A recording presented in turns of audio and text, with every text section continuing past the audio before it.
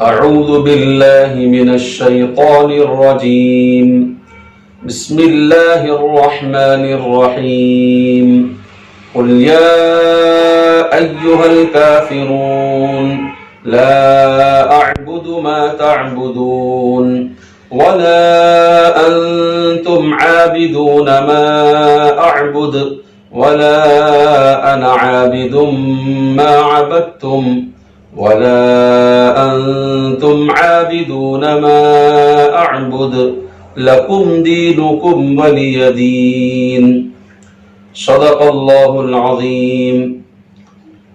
یہ سورۃ الکافرون ہے۔ ترجمہ سن لیں۔ شروع اللہ کے نام سے جو بہت مہربان نہایت رحم والا ہے۔ کہہ دیجئے کہ اے کافرو، میں ان چیزوں کی عبادت نہیں کرتا جن کی تم عبادت کرتے ہو، اور تم اس کی عبادت نہیں کرتے جس کی میں عبادت کرتا ہوں، اور نہ میں آئندہ اس کی عبادت کرنے والا ہوں جس کی تم عبادت کرتے ہو، اور نہ تم اس کی عبادت کرنے والے ہو جس کی میں عبادت کرتا ہوں۔ تمہارے لیے تمہارا دین ہے اور میرے لیے میرا دین ہے۔ یہ ہوا عام طور سے نمازوں میں پڑھی جانے والی سورۃ الکافرون اور اس کا ترجمہ۔ کل ایک اہم مسئلہ جس کا وعدہ کیا گیا تھا کہ یہ ذرا تفصیل طلب ہے، آج وقت نہیں ہے، کل سنایا جائے گا، اس پر روشنی ڈالی جائے گی۔ وہ تراویح کے بعد نماز تراویح کی اجرت کا مسئلہ، یعنی ہماری مساجد میں جو حافظ صاحب، جو قاری صاحب تراویح میں قرآن سناتے ہیں، تو قرآن سنانے کے بعد، پورا قرآن ختم ہونے کے بعد ان کو جو عام طور سے ہدیہ دیا جاتا ہے، اس ہدیے کا مسئلہ کیا ہے؟ دیکھیے، صحیح دو ٹوک بات یہ ہے، تراویح کی اجرت طے کرنا جائز نہیں ہے۔ مثلا میں حافظ قرآن ہوں، قاری قرآن ہوں، آپ کی مسجد ہے، آپ نے مجھے دعوت دی کہ میں آپ کی مسجد میں قرآن سناؤں تراویح میں، اور میں نے یہ شرط رکھی کہ صاحب مجھے کتنا دیں گے، یا یہ کہ گزشتہ سال آپ نے بہت کم مجھے دیا تھا، اس مرتبہ تھوڑا بڑھا کر کے دیں، اس قسم کی ساری شکلیں یہ اجرت طے کرنا مانی جائے گی۔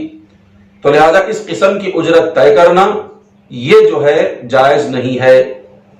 اگر کوئی حافظ صاحب اللہ کی رضا کے لیے پڑھا دیں، رقم لینا طے نہ کریں، اور بعد میں مقتدی، یہاں غور کریں، مقتدی حافظ صاحب کی خدمت کر دیں اور ہدیہ وغیرہ دیں، تو اس طرح حافظ صاحب کو مقتدیوں کی جانب سے، بہی خواہوں کی جانب سے ہدیہ وغیرہ لینے کی گنجائش ہے، بلکہ اس موقع پر ہدیہ دینے کی عوام کو، مقتدیوں کو بھرپور کوشش کرنا چاہیے۔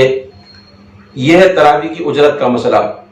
اجرت طے کر کے لینا یہ تو جائز نہیں ہے، اور میرے لیے بھی یہ جائز نہیں ہے کہ دل ہی دل میں سوچتا رہوں کہ یہاں ملے گا یا یہاں نہ ملے گا۔ مثلا غریب محلے کی مسجد ہے، وہاں سے بھی مجھے آفر آ رہا ہے تراویح پڑھانے کے لیے، اور مالدار لوگوں کی محلے کی مسجد ہے، وہاں سے بھی آفر آ رہا ہے۔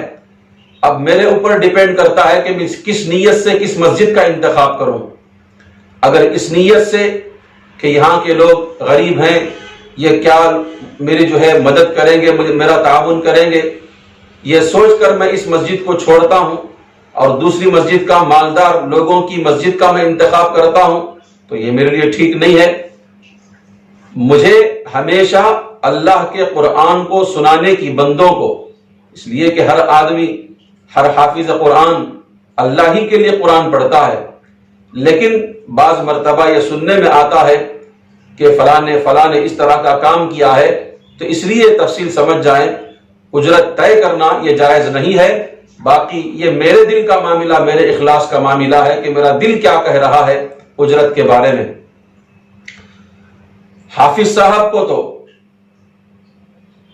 جو کوئی مسجد مل جائے قرآن سنانے کے لیے تب بھی قرآن سنانا ہے، اور اگر کوئی مسجد نہ ملے اپنے گھر میں یا 10-15 لوگوں کے ساتھ جیسے بھی ہو، بہرحال قرآن سنانا ہے، اس لیے کہ آپ حافظ قرآن ہیں، میں حافظ قرآن ہوں۔ حافظ قرآن کے لیے یہ ضروری نہیں کہ وہ مسجد ملے تب قرآن سنائے۔ بہت سارے حافظ قرآن، ان سے ملاقات ہوتی ہے، پوچھتے ہیں کہ صاحب کہیں سنا رہے ہیں؟ تو کہتے ہیں کہ نہیں، کہیں طے نہیں ہوا۔ یہ اللہ کے بندو، طے ہونا یہ کیا ضروری ہے؟ اللہ نے آپ کو قرآن کی دولت سے نوازا ہے۔ قرآن مجید کی دولت معمولی دولت نہیں ہوا کرتی، اور قرآن کا خاص مہینہ ہے رمضان، اس کے اندر اس دولت کو لٹانا چاہیے۔ جو آپ کو جہاں ممکن ہو، جیسے ممکن ہو، اور جتنے آپ کے چاہنے والے، آپ کے اپنے دوست و احباب رشتہ دار ہوں، بہرحال ہر حافظ قرآن کو اپنی طاقت بھر قرآن پاک سنانے کا اہتمام کرنا چاہیے۔ میں اس موقع پر میرے شیخ و مربی حضرت مولانا محمد الیاس گھمن صاحب دامت برکاتہم کا عمل جو قابل تقلید ہے ہر حافظ قرآن کے لیے، ہر عالم کے لیے، وہ میں پیش کرتا ہوں کہ میں کئی ایک رمضان میں آپ کی زندگی کو دیکھا ہوں۔ آپ کی زندگی تو یوں سمجھے کہ اللہ کی دین کی خدمت کے لیے، اللہ کے دین کی تبلیغ کے لیے، دعوت کے لیے، اصلاح کے لیے پوری زندگی وقف ہے۔ اللہ تبارک تعالیٰ آپ کا فیض اتنا عام فرما رہے ہیں کہ سارے عالم میں حضرت متکلم اسلام دامت برکاتہم کا فیض پہنچ رہا ہے۔ اب دیکھیں، ساری دنیا ساکت ہے، سہمی ہوئی ہے، رکی ہوئی ہے، لیکن میں جہاں تک دیکھ رہا ہوں دن رات جن کا فیض جاری ہے وہ متکلم اسلام مولانا محمد الیاس گھمن صاحب ہے۔ اللہ تبارک تعالیٰ حاسدین کے حسد سے اور بدنظری سے اللہ آپ کی حفاظت فرمائے۔ تو آپ کی زندگی کو میں نے بارہا دیکھا ہے، آپ کی زندگی رمضان کی، اور آپ نے بارہا اپنی تقاریر میں برملا اس کا اظہار کیا ہے کہ آپ کبھی بھی اس بہانے پر کہ مسجد نہیں ملی یا سننے والے نہیں ملے تو لہٰذا آپ نے جو ہے قرآن کو نہیں چھوڑا۔ ایک مرتبہ حرم پاک میں آپ سے ملاقات ہوئی، میری پہلی ملاقات، تو اس وقت حضرت نے یہ کہہ کر میرے سے رخصت لی، مجھے رخصت کیا کہ حافظ صاحب آپ حرم کی تراویح پڑھ لیں، مجھے اپنی ترتیب پر اپنے کمرے میں چند لوگوں کو لے کر کے قرآن جو ہے سنانا ہے۔ اور صبح ایک مرتبہ ہم لوگ جدہ جا رہے تھے، میں بھی حاضر تھا آپ کے ساتھ، ہم سفر تھا، اللہ نے مجھے وہ دولت نصیب فرمائی۔ تو حضرت نے کہا کہ حافظ صاحب میرا پارا سن لیں۔ اس وقت کوئی پارا تھا تو لہٰذا میں نے حضرت کا پارا سنا سفر کے دوران۔ تو ایک حافظ قرآن کی خصلت، عادت، یہ مزاج یوں ہوتا ہے۔ اللہ تعالی ہم تمام کو اپنے قرآن کی نگہبانی اور اس کی نشر و اشاعت کرنے کی اللہ تعالی ہمیں توفیق عطا فرمائے۔ تو ہر حافظ کو چاہیے کہ اپنے قرآن کے تئیں فکر مند رہے کہ کوئی سال میرا قرآن سنانے سے رہ نہ جائے، اہتمام کرنا چاہیے۔ تو جہاں مسجد مل جائے مسجد والوں کا شکر ادا کریں۔ جہاں میں 4 لوگوں کو مجھے سنانے کا موقع مل رہا تھا، اگر مسجد نہ ملتی آج مجھے 400 لوگوں کو سنانے کا موقع مل رہا ہے۔ حافظ صاحب یوں اپنا من بنائیں، اپنا مزاج بنائیں۔ اور جو مصلی حضرات ہیں، یہ بات خود میرے شیخ محترم فرماتے ہیں کہ مقتدیوں کو، مصلی حضرات کو فکر کرنا چاہیے کہ یہ حافظ قرآن پاک پڑھ کر آپ کے لیے جو 20 رکعت تراویح میں کھڑے ہوتے ہیں مصلی پر، یہ معمولی تیاری نہیں ہوتی، اس کے لیے بعضوں کی راتیں لگ جاتی ہیں، 2 پارے، 1.5 پارا، 1.25 پارا یاد کرنے میں، بعضوں کے 10 گھنٹے لگتے ہیں۔ اور آپ کو معلوم ہے رمضان کا مہینہ کتنا اہم مہینہ ہے، بہت ساروں کے حقوق حفاظ کے درمیان لگے لپٹے رہتے ہیں، اپنے رشتہ داروں کا حق ہے، اپنے گھر والوں کا حق ہے، ان تمام یا تو حافظ صاحب ان کے حقوق ادا کرنے کے لیے حیران پریشان گلی شہر میں گھومتے پھرتے رہیں اپنی جو ہے روزی روٹی کے چکر میں، یا یہ کہ تمام چیزوں کو چھوڑ کر قرآن پاک سنانے کے لیے بالکل وقف ہو جائیں۔ اور ہوتا یہی ہے، تقریباً ہر حافظ قرآن اپنی تمام تر مصروفیات کو بالائے طاق رکھ کر محض آپ کا مصلی آباد کرنے کے لیے، مسجد کا مصلی آباد کرنے کے لیے وہ تمام چیزوں کو چھوڑ کر مسجد کے مصلی کے لیے وقف ہو جاتے ہیں۔ میرے دوست بزرگوں، ان حالات میں چاہیے کہ مصلی حضرات، مقتدی حضرات اپنے پڑھانے والے حافظ صاحب کا بھرپور خیال کریں۔ آپ کی عید ہو، اور ان کی بھی عید ہو، آپ کا رمضان اچھا گزرے، ان کا بھی اچھا رمضان گزرے، یہ ہونا چاہیے۔ جب تک یہ چیزیں نہیں رائج ہوتی اس وقت تک جو ہے یہ نزاع، آپسی اختلاف اور اس طریقے سے جو اونچ نیچ ہوتی ہے اس معاملے میں، یہ تو چلتا رہے گا۔ حافظ قرآن اخلاص نیت کے ساتھ اللہ کے مسجد کے مصلی کو آباد کرنے کی نیت سے کھڑا ہو جائے، کچھ ملے یا نہ ملے اللہ کی طرف سے اجر تو ہے ہی۔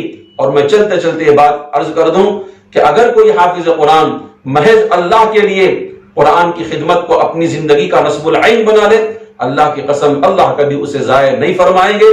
بڑے بڑے مالداروں کی زندگیاں ٹھہر جائیں گی، لیکن ایک حافظ قرآن، خادم قرآن جو قرآن کی خدمت کو اپنا نصب العین بنا کر کے چلتا ہے، اللہ تبارک تعالیٰ اس کی زندگی پانی کی لہروں کی طرح آسان فرما دیتے ہیں۔ یہ ہمارا مشاہدہ ہے، تجربہ ہے۔ تو مقتدی حضرات کو کوشش کرنا چاہیے کہ وہ اپنے مسجد کے اندر سنانے والے حافظ قرآن کو ہرگز وہ جو ہے نہ بھولیں۔ اب دیکھو لاک ڈاؤن کا موقع ہے، اچانک ایک اشرا چلا، فوراً سے جو ہے حکومت کی طرف سے لاک ڈاؤن، مساجد بند۔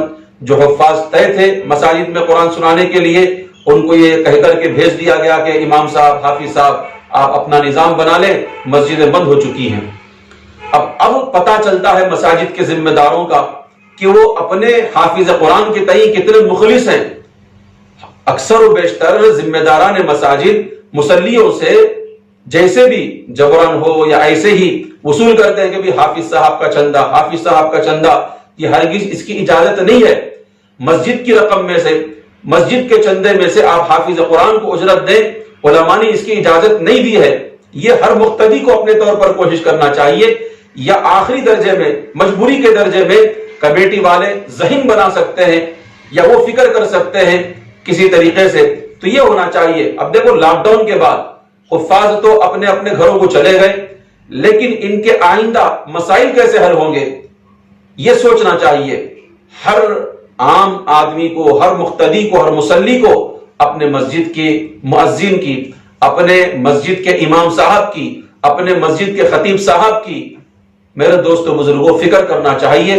یاد رکھو اس دنیا کے اندر جہاں اپنے رشتہ داروں کا آپ حق ادا کرتے ہیں، دوسرے لوگوں کا حق ادا کرتے ہیں، ایک اہم حق سمجھ کر اپنے عالم صاحب کا، اپنے امام صاحب کا، اپنے مؤذن صاحب کا، اپنے حافظ صاحب کا حق سمجھ کر ان کا ہدیہ، ان کا تحفہ، ان کی جو ہے ضرورت کی چیزیں، اس کا آپ انتظام کر لیں۔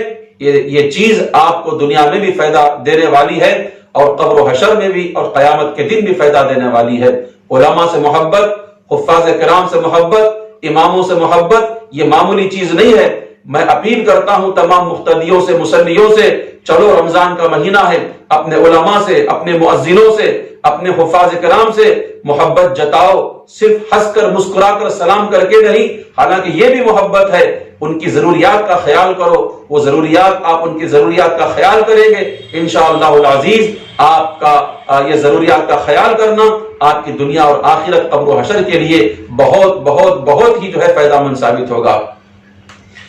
میں چلیے اس میں اور آگے بڑھ کر آپ سے میں جو ہے اور تھوڑی گفتگو کر لیتا ہوں۔ دیکھو ائمہ کا، علماء کی خدمت کرنا پیسوں کے ذریعے سے، تحائف کے ذریعے سے، ہدیے کے ذریعے سے، یہ کتنا جو ہے مؤثر ثابت ہوتا ہے، کتنا فائدہ مند ثابت ہوتا ہے۔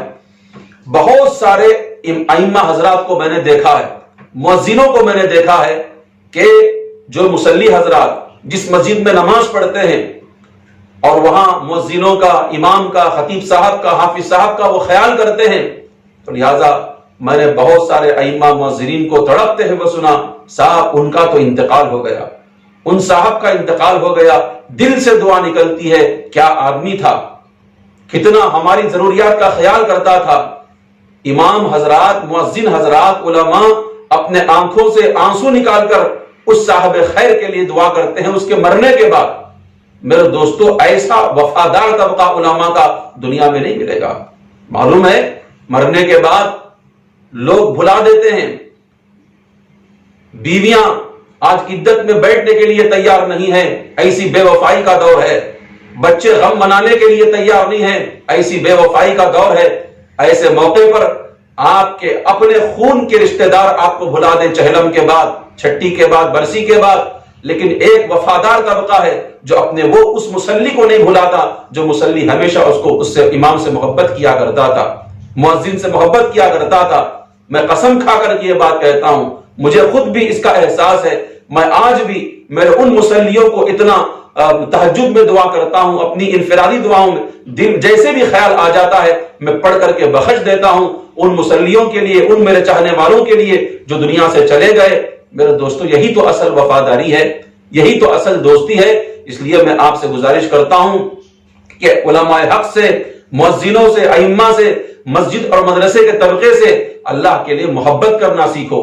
ان کے اوپر شکایتوں کی بوچھار مت کرو، ان کی مدد کرو، جہاں تک ہو سکتا ہے ان کی مدد کرو، اپنا سمجھ کر، آپ بڑے ہیں اپنا بچہ سمجھ کر ان کی امداد کرو۔ میں آپ سے بھرپور اپیل کرتا ہوں، خاص کر اس لاک ڈاؤن کے موقع پر میں تمام مسلمانوں سے، مالدار طبقے سے گزارش کرتا ہوں وہ اپنی اپنی مسجد اور اپنے اپنے مدرسے کے اساتذہ اور ائمہ اور مؤذنوں کا بھرپور خیال کرے، ورنہ یاد رکھو کر اللہ تبارک تعالیٰ ان کے حقوق کے بارے میں تمہارے سے سوال کریں گے۔ یہ علماء کون ہیں؟ یہ ائمہ کون ہیں؟ یہ مؤذن کون ہیں؟ آپ میٹھی نیند میں سوتے ہیں، یہ مؤذن بیچارہ نہ گرمی نہ سردی صبح اول وقت میں کھڑے ہو کر دور دراز سے سفر کر کے مسجد آ کر کے یہ جو ہے اذان پکارتا ہے، یہ مؤذن۔ یہ امام کون ہے؟ اپنی شادی بارات، اپنی بہت ساری خوشیوں کی قربانی، اس کے اوپر جو چھری چلا کر آپ کے مصلے کو آباد کرنے والا ہے۔ میرے دوستو، جو آپ کے مصلوں کو آباد کریں، آپ کی مسجد کو آباد کریں، آپ اس کی زندگی، اس کا گھر آباد نہ کریں، آپ مالدار حضرات، یہ ہرگز ہو نہیں سکتا۔ لہٰذا میں اپیل دوبارہ کرتا ہوں کہ وہ حضرات جن کو اللہ نے کچھ دیا ہے، وہ ائمہ حضرات کی، مؤذنین کی، حفاظ علماء کی اور ذمہ دار احباب اساتذہ مدرسہ کی آپ حضرات خدمت کیجئے۔ انشاءاللہ آپ کی یہ خدمت سے اللہ راضی ہوں گے، رسول اللہ راضی ہوں گے۔ لہذا میں اپیل کرتا ہوں۔ تو آگے چلیے، دعا ہے ہر قسم کے مرض سے شفا حاصل کرنے کی دعا۔ اللہم رب الناس اذهب البأس واشف انت الشافی لا شفاء الا شفاؤک شفاء لا یغادر سقما۔ اے اللہ، اے لوگوں کے پروردگار، تکلیف دور کر دیجئے، اس کو شفا دیجئے، آپ ہی شفا دینے والے ہیں اور شفا آپ ہی کی ہے۔ ایسی شفا دیجئے جو بیماری کو نہ چھوڑے۔ دیکھو کتنی بہترین قسم کی دعا ہے۔ جب کسی کی عیادت کے لیے ہم جاتے ہیں اور ہر قسم کے مرض سے شفا حاصل کرنے کے لیے یہ دعا، اس دعا کا ہم اہتمام کریں گے۔ اللہ کی ذات سے امید ہے کہ بیماریاں ہماری چھٹیں گی۔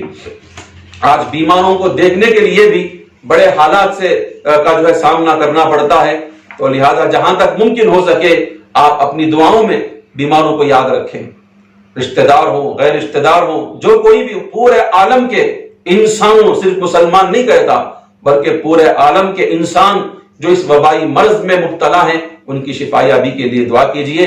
اللہ تعالیٰ دعاؤں کی بدولت سے اور گناہوں پر توبہ کی بدولت ان حالات کو ہمارے سے اٹھائے گا۔ اب آگے چلیے، عبادات رمضان میں ایک اور بڑھوتری فرما لے۔ وہ بڑھوتری کیا ہے؟ وہ البیلی عبادت کیا ہے؟ وہ لاڈلی عبادت کیا ہے؟ وہ قیمتی عبادت ہے صلاۃ التسبیح۔ یہ اتنی مؤثر نماز ہے کہ رسول اللہ صلی اللہ علیہ وسلم نے حضرت عباس ابن عبد المطلب رضی اللہ عنہ سے ارشاد فرمایا، اے چچا، کیا میں آپ کو ایک ہدیہ، تحفہ اور یہ خبر نہ دوں؟ کیا میں آپ کو 10 باتیں نہ بتاؤں کہ جب آپ انہیں کر لیں تو اللہ تعالیٰ آپ کے نئے پرانے، بھول کر، جان بوجھ کر، چھوٹے بڑے، چھپ کر کیے ہوئے یا ظاہراً کیے ہوئے سب گناہ اللہ تعالیٰ معاف فرما دیں۔ وہ 10 خصلتیں یہ۔ اللہ اکبر! یاد رکھو میرے دوستو بزرگوں، کتنے اگر یہ تحفہ اللہ کے نبی کا، یہ اللہ تعالیٰ کے نبی کا ہدیہ ہم قبول کر لیں، اللہ کے نبی کی اس خبر پر ہم بھروسہ کر کے اس پر عمل کر لیں، تو اللہ تعالیٰ کیا دیں گے؟ ہمارے نئے گناہ، ہمارے پرانے گناہ، جو بھول کر کیے ہیں وہ گناہ، جو جان بوجھ کر کیے ہیں وہ گناہ، چھوٹے گناہ، بڑے گناہ، چھپ کر کیے ہیں وہ گناہ، ظاہراً کیے ہیں وہ گناہ، تمام کے تمام گناہ اللہ تبارک تعالیٰ ہمارے معاف کر دیں گے۔ وہ کس نماز پر موقوف ہے؟ صلاۃ التسبیح پر۔ اللہ اکبر! اور صلاۃ التسبیح سنیے، آپ 4 رکعت پڑھیں، طریقہ بتا رہا ہوں، غور سے سنیں۔ 4 رکعت کی نیت باندھے، ہر رکعت میں سورہ فاتحہ اور کوئی سورت پڑھے۔ جب پہلی رکعت میں قرات سے فارغ ہو تو قیام ہی کی حالت میں یہ کلمات سبحان اللہ والحمد للہ ولا الہ الا اللہ واللہ اکبر 15 بار پڑھیں۔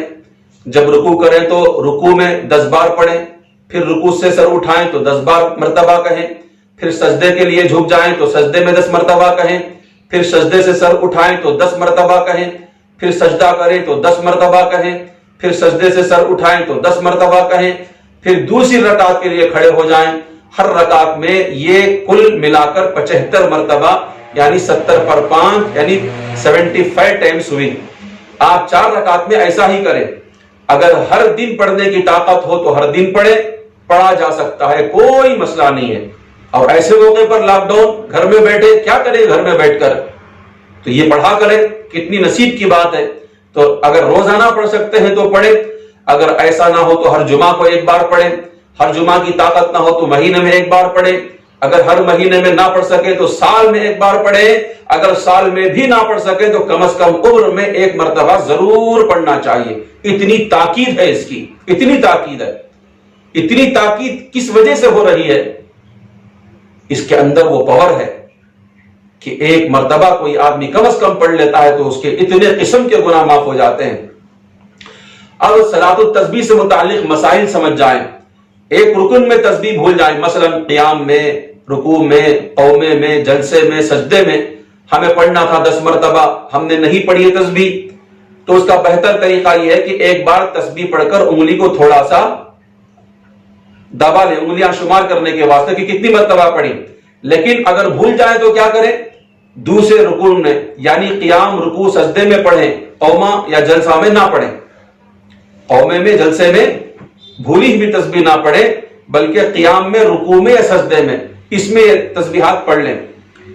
جن اوقات میں نوافل پڑھے جا سکتے ہیں انہی میں صلاۃ التسبیح پڑھیں۔ کل ان اوقات کی تفصیل گزر چکی ہے، مکروہ اوقات کون سے ہیں، ممنوع اوقات کون سے ہیں۔ مکروہ اوقات میں بھی نہ پڑھیں اور ممنوع اوقات میں بھی نہ پڑھیں۔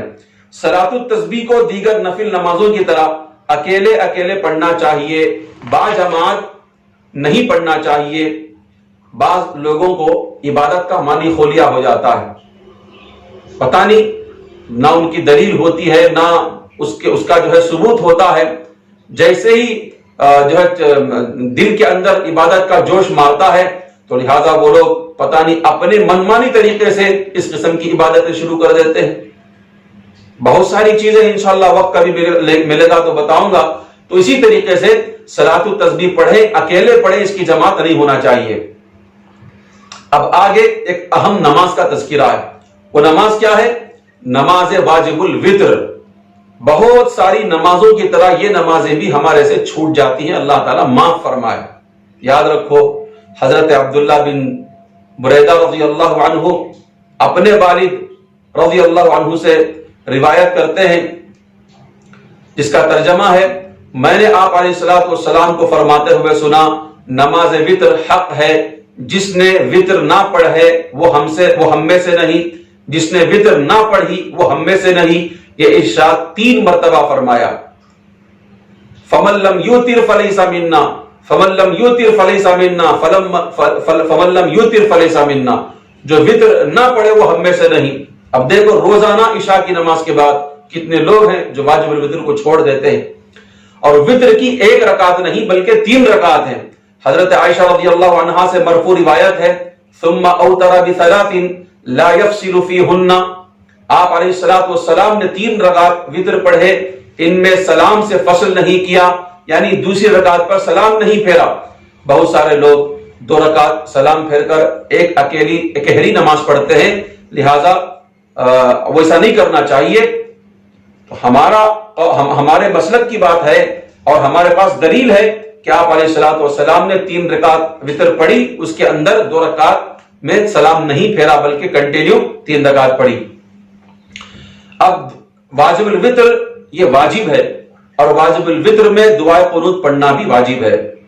بہت ساری غفلتوں کی طرح یہ بھی غفلت ہو جاتی ہے کہ آج بھی تقریباً نمازی احباب میں سے بھی اگر پرسنٹیج نکالا جائے تو تقریباً 40 سے 50% نمازیوں کو دعائے قنوت نہیں آتی، جبکہ دعائے قنوت کا پڑھنا واجب ہے، اس کے بغیر نماز واجب الوتر ادا نہیں ہوتی۔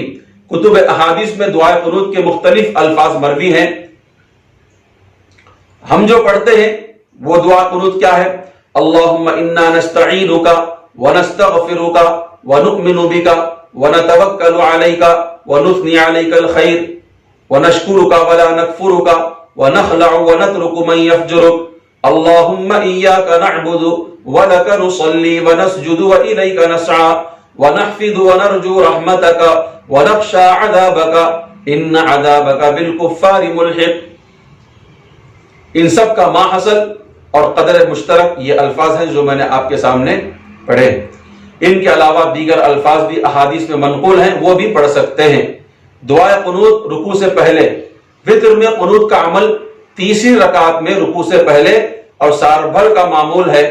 حضرت ابی بن کعب رضی اللہ عنہ سے روایت ہے ان رسول اللہ صلی اللہ علیہ وسلم کان یوتر بثلاث رکعات کان یقرأ فی الاولی بسبح اسم ربک الاعلی وفی الثانیة بقل یا ایہا الکافرون وفی الثالثة بقل هو اللہ احد ویقنط قبل الرکوع، کہ نبی کریم علیہ السلام 3 رکعت وتر پڑھتے تھے۔ پہلی رکعت میں سبح اسم ربک الاعلی، دوسری رکعت میں قل یا ایہا الکافرون، تیسری میں قل هو اللہ احد پڑھتے تھے اور دعائے قنوت پڑھتے تھے رکوع میں جانے سے پہلے۔ یہ ہے دعائے قنوت۔ اب اور ایک دعا سمجھ لیں، یہ ایک دعا تو گزری ہے جو آپ کے سامنے ابھی پڑھی گئی ہر مرض سے شفا حاصل کرنے کے لیے۔ اب ہر مریض پر پڑھنے کے لیے مسنون دم، بہت سارے لوگ جو ہے دم کرانے کے عادی ہوتے ہیں، بلکہ ان کو بہت بھروسہ ہوتا ہے دم پر، ہونا چاہیے، اس میں کوئی جو ہے غلط بات بھی نہیں ہے۔ اللہ کی قرآن کی آیتوں کا پڑھا ہوا دم، اس میں جو ہے الحمدللہ اثر ہوتا ہے، اور اسی طریقے سے حدیث سے جو ثابت مسنون دمیں ہیں اس میں بھی ان دموں میں بھی الحمدللہ شفا ہوتا ہے۔ تو ایسے ہی ہر مریض پر پڑھنے کے لیے ایک مسنون دم ہے۔ اس کے لیے ضروری نہیں کہ امام صاحب ہی پڑھ کر کے پھونکے اور علماء ہی پڑھ کر کے پھونکے، آپ خود بھی تو نبی کے امتی ہیں، آپ کیوں یہ عمل نہیں کرتے؟ جہاں بھی جائیں، آپ جس مریض کے پاس عیادت کے لیے جائیں، آپ اگر چاہیں، بلکہ ہونا چاہیے کہ ہر مریض کے پاس جا کر آپ جو ہے یہ دعا دم کر کے اس پر پڑھیں۔ اللہ کی ذات سے امید ہے اللہ تبارک تعالیٰ اسے جو تکلیف میں وہ کر رہا ہے اس سے وہ شفا حاصل کرے گا۔ وہ دم کیا ہے؟ بسم اللہ ارقیک من کل شیء یؤذیک من شر کل نفس او عین حاسد اللہ یشفیک بسم اللہ ارقیک، یہ دعا ہے۔ اللہ کے نام سے ہر اس چیز کے شر سے جو آپ کو تکلیف دینے والی ہو، اور ہر نفس یا حسد کرنے والی آنکھ کے شر سے میں آپ کو دم کرتا ہوں، اللہ آپ کو شفا دے گا، میں اللہ کے نام سے آپ کو دم کرتا ہوں۔ کتنی طاقت ہے، کیسا ترجمہ ہے، یہ مسنون دم ہے، اللہ کے نبی علیہ السلام کی طرف سے امپورٹ کیا ہوا یہ دم ہے۔ مسلم شریف میں اس کا تذکرہ ہے حدیث کی کتاب میں۔ لہذا ہر مسلمان، جیسے کہ میں نے کہا نا، اس کے لیے حافظ قرآن ہونا ضروری نہیں، امام صاحب ہونا ضروری نہیں، اور کوئی حضرت ہونا ضروری نہیں، آپ مسلمان ہیں، آپ ایک مسلمان پر پڑھ کر کے دم کر سکتے ہیں۔ لیکن ایک مسئلہ یاد رکھیں، مریض پر پڑھیں، مریضہ پر نہیں۔ مریضہ اگر ماں ہو، بہن ہو، بیوی ہو یا محرم رشتہ دار ہو تو کوئی مسئلہ نہیں، غیر عورت ہے، آپ مسنون دم اس پر کریں گے تو یہ جائز نہیں ہے۔ عورتیں عورتوں کو دم کریں، اگر کوئی نامحرم ہو تو، اگر محرم عورت ہو، بیوی ہے، ماں ہے، بہن ہے، اس طریقے سے جن سے پردہ کرنا جائز ہے، جن سے پردہ معاف ہے، تو ایسوں پر آپ دم کر سکتے ہیں۔ لیکن جہاں پردے کا مسئلہ ہو وہاں دم نہ کریں، بلکہ عورت یا ان کا کوئی جو ہے ایسا رشتہ دار، محرم رشتہ دار، ان پر دم کرے۔ اللہ کی ذات سے امید ہے اللہ تبارک تعالیٰ ان کو شفا عطا کرے گا۔ جیسے بہت سارے حقوق ہمارے سے چھوٹ جاتے ہیں، ایسے ہی ایک مسلمان مریض کی عیادت ہمارے اوپر حق ہے۔ کچھ نہ صحیح، یہ بیکار قسم کے تکلفات سے ہم ایسی چیزوں سے بچ جاتے ہیں، رک جاتے ہیں، رہ جاتے ہیں۔ مثلا بعض لوگ سمجھتے ہیں کہ بھی اسپتال جانا ہے فلاں مریض کو دیکھنے کے لیے، کیا کریں، پیسہ نہیں، پھل لے جانے کے لیے. بھئی کس نے آپ سے پھل مانگا تھا؟ کتنے آپ سے پیسہ مانگا؟ اگر ہے آپ دے دیں اس کو. واقعتاً غریب ہے مریض، محتاج ہے، مسکین ہے، تو آپ کا حق بنتا ہے آپ پھل نہ دیں، پیسہ دیں اس کو. چاہے تو وہ پھل خریدے گا، چاہے تو وہ دوائی خریدے گا، چاہے تو ڈاکٹر کی فیس ادا کرے گا، کوئی چیز لے جا کر کے دے دینا، یہ اس کے لیے جو ہے ایک چیز پر مقید کرنے کے برابر ہے. تو لہٰذا عیادت مریض ہمارے اوپر حق ہے ایک مسلمان کا. جس مسلمان کے تعلق سے معلوم ہو فلانا بیمار ہے، آپ اگر جا کر اس سے بیٹھ کر کے آپ اس کی عیادت کر سکتے ہیں مریض کی تو کریں، لیکن اس کے بھی حقوق ہے. فوراً جائیں، اس کا وقت لے کر کے جائیں کہ کب آ سکتا ہوں. مریض کے پاس بیٹھ کر یہ دم کر کے جو کچھ آپ سے مدد ہو سکتی ہے، اگر مجبور ہے تو مدد کر کے فوراً اٹھ جائیں. گھنٹے گھنٹے مریض کے پاس بیٹھنا یہ مریض کی جو ہے تکلیف کا باعث بنتا ہے. اللہ تعالی ہم تمام کو کہیں سنی باتوں پر عمل کرنے کی توفیق عطا فرمائے. انشاءاللہ کل تلاوت قرآن سے متعلق ہمارا درس ہوگا، اس میں آپ جو ہے بر وقت شریک ہوں. اللہ تعالی ہم تمام کو کہنے سننے سے زیادہ عمل کی توفیق عطا فرمائے. اللهم صل على محمد وعلى آل محمد وبارك وسلم. ربنا آتنا في الدنيا حسنة وفي الآخرة حسنة وقنا عذاب النار. اے اللہ ہمارے گناہوں کو معاف فرما. اے اللہ ہم گناہوں سے توبہ کرتے ہیں، یا اللہ ہم سچی پکی توبہ کرتے ہیں. یا اللہ یہ جو حالات ہمارے اوپر آئے ہوئے ہیں میرے مولا اس کو ہٹا دے. یا اللہ تیری ہی طاقت ہے، تیری ہی ذات ہے، اس بڑی قیامت کو ہمارے اوپر سے ہٹا سکتی ہے. اللہ تو نہ چاہے تو ہم کچھ بھی کر لیں، کچھ نہیں ہو سکتا. ہم بے بس ہیں، لاچار ہیں، مجبور. میرے مولا تیری ایک کن کی محتاج ہے یہ بیماری. یا اللہ تو ایک حکم دے دے فوراً ختم ہو جائے گی میرے مولا. مسلمان نہیں بلکہ سارے انسان تڑپ رہے ہیں. یا اللہ ہم سارے انسانوں کی شفایابی کے لیے تجھ سے بھیک مانگتے ہیں میرے مولا. تمام انسانوں کو اس وبائی مرض سے تو حفاظت فرما، محفوظ فرما. جو لوگ اس مرض میں مبتلا ہو چکے ہیں، سانسوں کو تڑپ رہے ہیں، یا اللہ ان کے اوپر رحم فرما، رحم فرما، رحم فرما. یا اللہ جو بیمار ان کو شفا عطا فرما. یا اللہ جن کو شفا نصیب نہیں ہے بہرحال وہ تیرے پاس آنے کے لیے یا اللہ ان کا مقدر تیار ہے. یا اللہ ان کو کلمے کی موت نصیب فرما، ایمان کی موت نصیب فرما، توبہ والی موت نصیب فرما.